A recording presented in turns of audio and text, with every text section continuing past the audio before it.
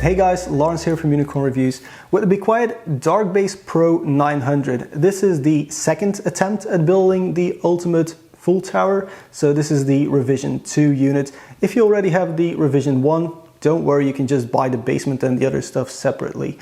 But in order to 2018ify everything, it's RGB, it's got a basement, and it's got all that sort of stuff. First though, let's talk about the exterior, because the exterior is quite massive. I kind of think of this case as a tank.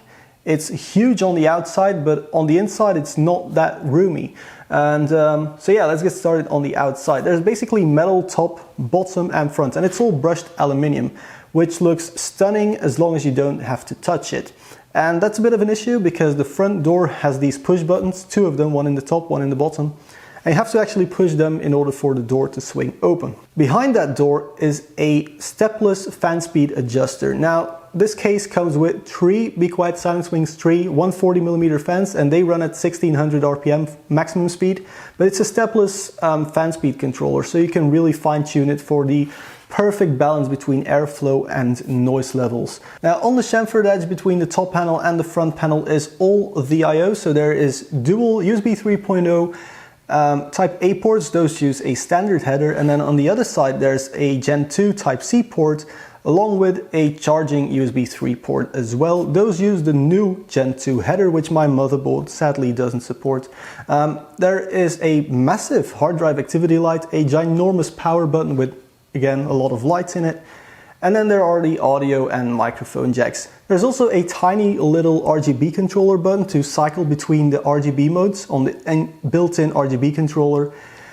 There are 14 modes, and you can also sync everything up with your motherboard, which is pretty nice. However, the button is really difficult to press. It has a lot of travel to it, but you can't really reach it because your finger will touch the metal of the case. So maybe they should redesign that button a little bit for a revision 3.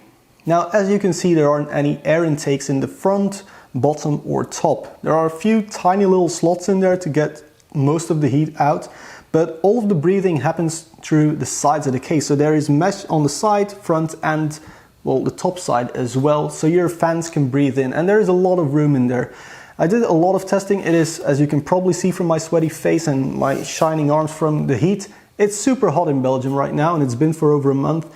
And I'm really impressed with the cooling performance of this case. It's almost as if the panels aren't there, but yeah, they are there and they block a lot of noise. And talking about the noise, obviously that's why they don't have just straight cutouts in the panels like most other cases have. These will just reflect and bounce the noise around until it just completely dissipates or comes out of the rear of the case.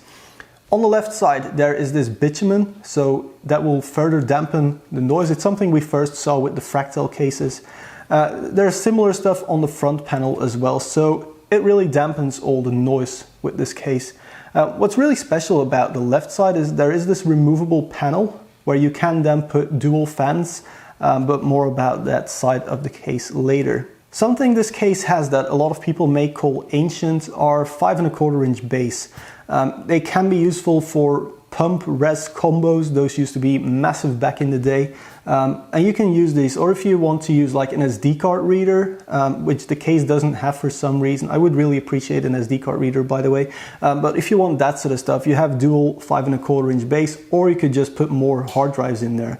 And then talking about hard drives, that's how I decided to fill this case up. Now, it is a huge case, as I said, so some people will go with massive water cooling loops. I don't like water cooling, I'm an air cooling guy. So for me, it's just hard drives all the way. Right now, there are 5 hard drives in the system and 2 SSDs.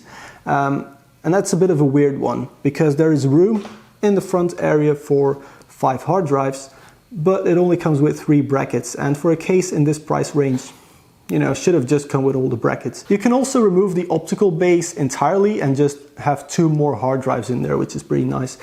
So that way you can really go all out on storage, which is what I intend to do with this case. Now, these hard drive caddies, they are floating, and at first I thought that was just going to be weak and create a lot of noise, but actually everything is super sturdy. The hard drive caddies are really strong. You could probably stand on it, no problem.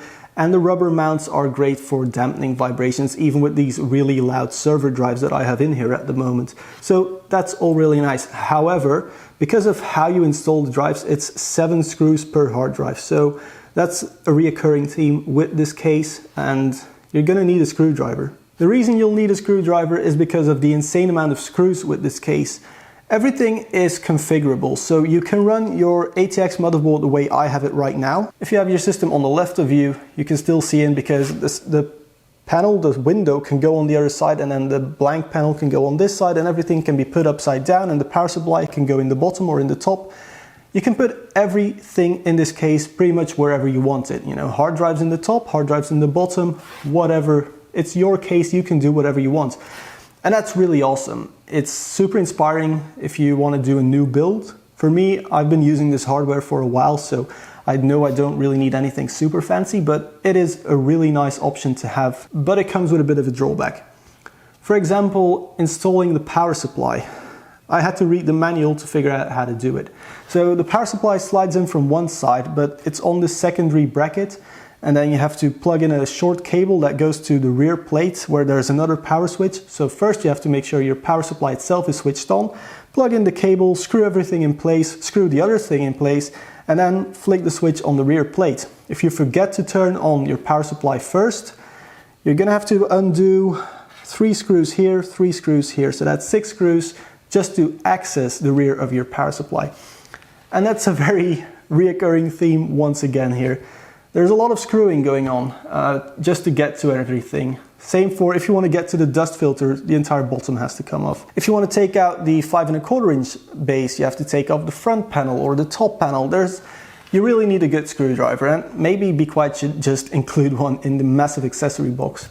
There are a lot of accessories with this case, a lot of mini screws, but none of the bags are labeled. The same goes for removing the basement plate, so it's a bit of a vanity plate. Again, 4 screws just to take the basement out, and it can't come out very easily. Especially for me right now, I have an RGB strip in the front, and because that RGB strip is in the front, I have to first take out the RGB strip before I can take off the basement panel. Also, I have to take out the bottom hard drive if I want to take out the basement panel. So to further cater to the enthusiasts, there is a wireless phone charger on the top panel. Awesome. All the power connectors for the RGB stuff and that phone charger and the I/O, all of that stuff is SATA power. 2 SATA power cables, no Molex stuff. So thank you very much, Be Quiet. We all hate Molex. You guys got us rid of Molex. Love it. However, now that we're talking about cables, the back of the motherboard tray is very, very tight. First of all, there's just not a lot of room to put all your cables, and in a case like this, you're probably going to run extended power cables because standard power cables just don't reach all the way around. So you probably need extenders, and there's just not enough room there really. If you go and fully populate all the hard drive slots, all the SSDs, dual graphics cards, you know, just the full build that you would do in an enthusiast case like this, I don't think there's enough room behind the motherboard tray. Now there are a lot of cutouts everywhere, and there are also a lot of zip tie hoops, and Be Quiet includes these Velcro straps which are really handy to tuck all your cables in very nice and tidily. But it's not enough. The case is so huge. I mean, this is a 1.84 meter tall human next to it, and usually I say the hardware gets dwarfed by the case, but now I as a person get dwarfed by this case. It's that huge. And to see that little cable management room on a case like this, I take it as a challenge, but it really should be better. So then, to conclude this video, first of all, I'm not sure if I like the case or not. Don't get me wrong, like the build quality is top notch. I love the build quality. I love how quiet it is. I love how much hardware you can get inside of it and how good it cools stuff without being loud. So in that regard, it is a great case. Sure, it's a bit on the expensive side, but that's what you pay for premium products, and this definitely is a premium product. What I don't like about it, or what I wouldn't say don't like about it, it's just something I'm not sure about how you guys feel. For me personally, it being a bit difficult to build in this case is not an issue whatsoever. If anything, I'm probably going to be readjusting my build a lot, because this time This week, for example, I'll have the motherboard the normal way around, and then next week I'll put it upside down, stuff like that. And that's really interesting to me, but I don't really know what you guys think about that stuff, and having to spend maybe an hour extra to build a system in here, so please let me know in the comment area. Anyway guys, if you like this video, please hit that like button, hit the subscribe and the bell icon. And if you want more frequent updates, I have Twitter and Instagram. For now though, massive thanks for watching, and I'll see you guys in the next one.